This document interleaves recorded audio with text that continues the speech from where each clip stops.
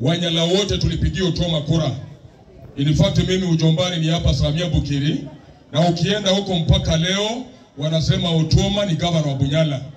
Sababu ni Mnyala aliyesimama na Otuoma mpaka dakika ya mwisho. And that time tulikuwa tuna accuse Ojamong, but better Ojamong 100% than Otuoma. Sababu Ojamong aliweka stima hapa. Tangu Otuoma aingie kwa uongozi, stima haijawahi fanya nini? Haijawahi waka hapa. Mkareko kuembesa, mekuba noefu. Hata kama ni wetu, hata kama ni ndugu yako, akipika kwake anakula na unalala njaa, utamshabikia?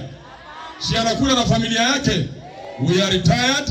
Kwa hivyo Otuoma, my friend, sisi tunasema Budalangi, ile wimbo tulikuwa tunaimba ni kama imefika mwisho.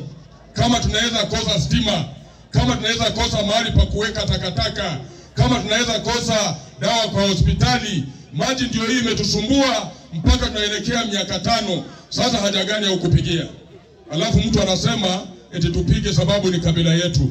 Sasa kama Ojamong alikuwa anafanya at least vitu hapa na si kabila yetu, tumepeleka kabila yetu, na mtu akituambia eti Osia amefanya ndani ya serikali, sasa akitoka aache. Otuoma anashinda Osia na miaka 2.